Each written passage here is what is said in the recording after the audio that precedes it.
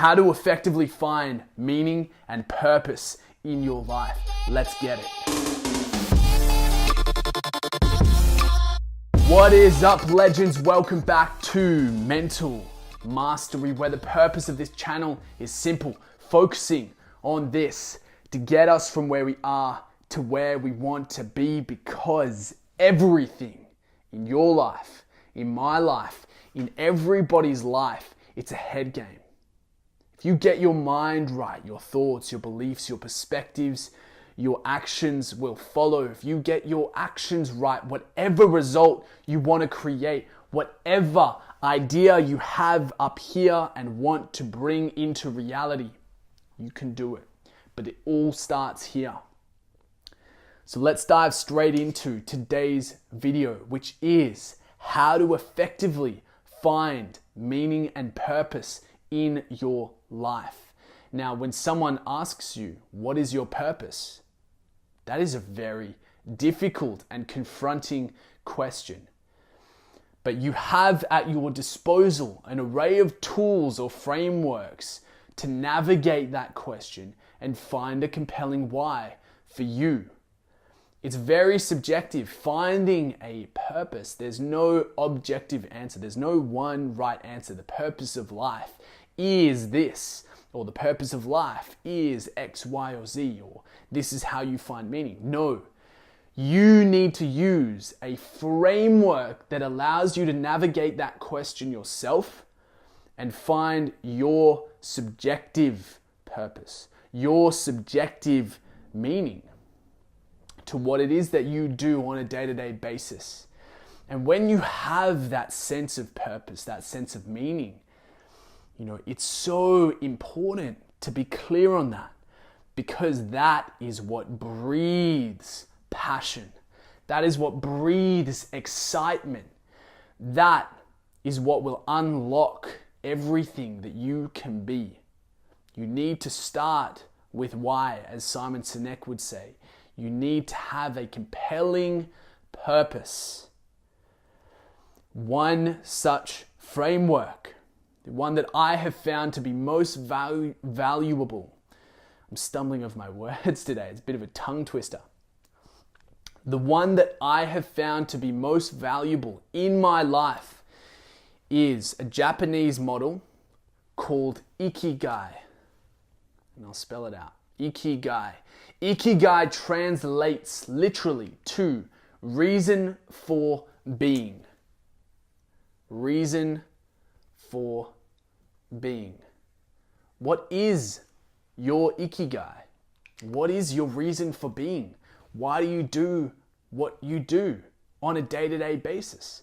Why do you have your particular goals? What is your purpose? What is your meaning? Ikigai is a beautifully simple framework by which you can navigate that question of what is my purpose?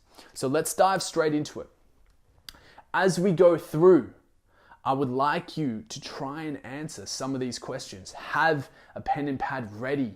If your juices start to flow, just start writing, pause the video and follow that question. Let's dive straight into it. So, it's a Venn diagram. If any of you probably hear that word and you're traumatized by your exposure to probability in high school. The first circle in this Venn diagram is what you love. What do you love to do? What brings you to life? Is it playing music? Is it dancing to music? Is it contributing to somebody? Is it being creative? Is it writing a novel? This is going to be different for every single person. What is it that you love? List out a set of activities, a set of things that you love doing. What brings you to life? What lights you up? What do you love to do? The next circle is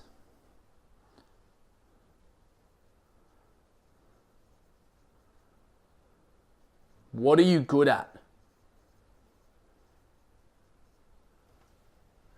What are you good at? Make a list of the things that you are good at. Now, the real focus as we go through this is on the intersection of these circles, right? This is why it's a Venn diagram. We're now focusing on what do you love, what are you good at, and what's the intersection? What do you love doing and are also really good at? Like, I don't mind painting. I find it very enjoyable, and it can be a very mindful activity. Am I good at it?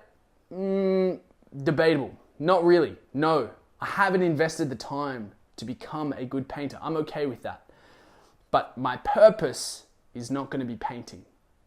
It has to be something that I love doing and something that I'm good at.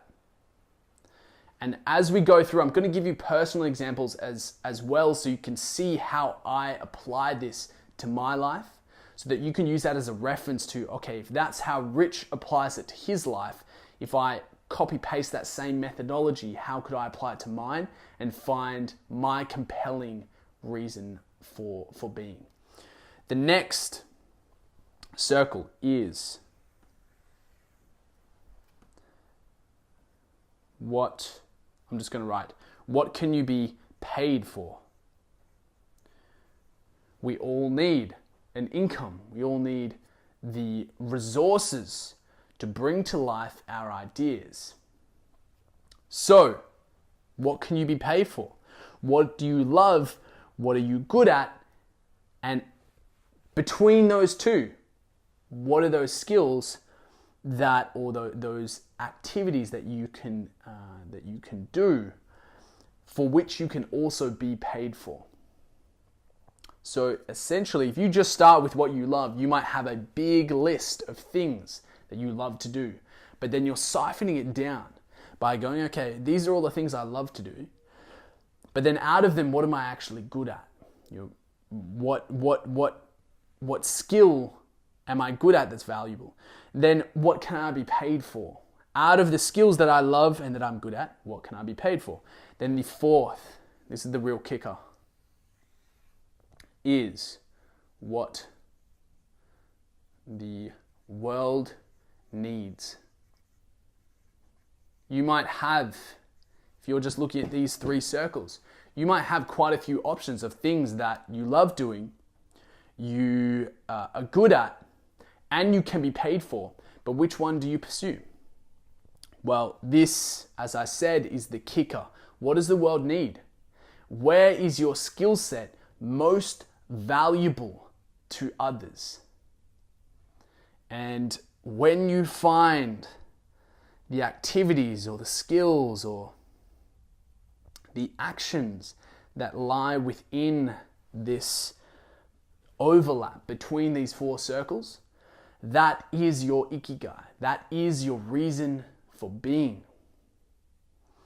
It's so simple. But it's a beautiful framework by which to navigate the question, what is my purpose? Which is a very difficult question because it's so large and fundamental. Now, applying this to my life, things that I love. So for example, mental mastery, this YouTube channel, ask myself, what do I love? I absolutely adore pursuing my best self. I love developing myself so that I can create the lifestyle that I want to live for myself and the ones that I love. I love personal development because I can contribute in a more significant way to the people around me, right? What am I good at? Am I good at personal development? Well, yeah, I am. I've changed so drastically over the years, and I can communicate the lessons that I have learned. So going, okay, well, I love doing this. I am good at it. Can I be paid for it? Potentially, further down the track. Absolutely. People want to have the experience of learning how to step into their best self. And that is a beautiful process that I want to be able to facilitate. What does the world need? The world needs more people who step into their dreams, who step into whatever reality they see up here as a dream. The world needs more go-getters, people who have a vision and make it happen. The world needs more confidence, more belief in self. And so, in assessing each of these, I was like, okay, well, mental mastery is a part of my Ikigai. In order to bring to the world the belief, the self-belief that I wanted to see in others, I have to do it within myself. I have to be the first to showcase, okay, it is possible for you to have a vision and make it happen. And that's how mental mastery became a part of my Ikigai. So I hope that gives you a little bit of insight as to how you can navigate these questions yourself. What is your Ikigai? What do you love? What are you good at? What can you be paid for? And what does the world need? I absolutely love this question.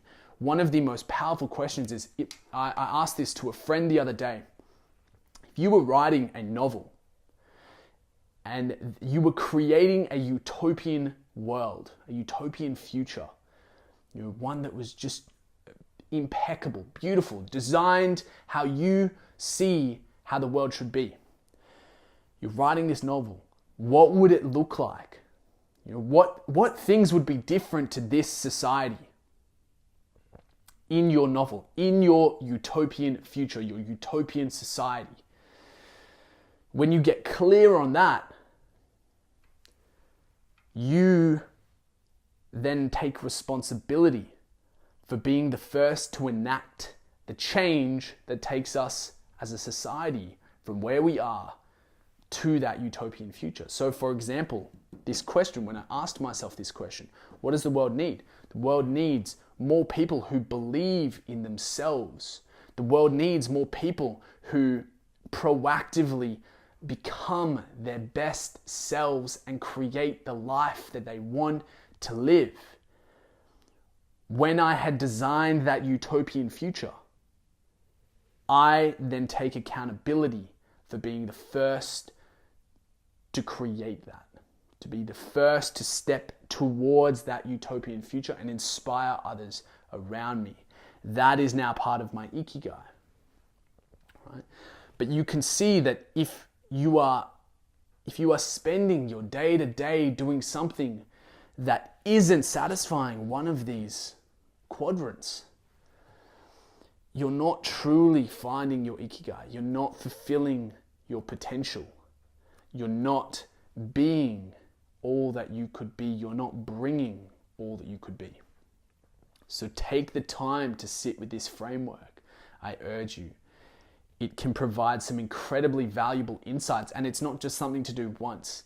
Your Ikigai will change over time. Come back to it. It's beautifully simple. So I truly hope that you've gained some valuable insights out of this video and potentially taken one step closer towards being clear on what your reason for being is. Because when you do have a reason for being, you wake up and every single day is excitement. Every single day is passion. You have a compelling drive. You have a compelling why, a reason for doing everything that you're doing. And that is invigorating. That is the cure to the emotional flatline that lots of people experience in simply going along with the next progression of what society tells them they should be doing. Fuck that. Come back to this. Find your Ikigai. I hope that was valuable. I really look forward to seeing you in the next video. If you are enjoying these, please go and If you're enjoying these videos, you can hit the subscribe button below or follow me on Instagram at I_RichardX for daily wisdom, daily motivation, and just my daily insights and learnings. So until next time, stay focused on what is important and execute, execute, execute, because time is of the essence.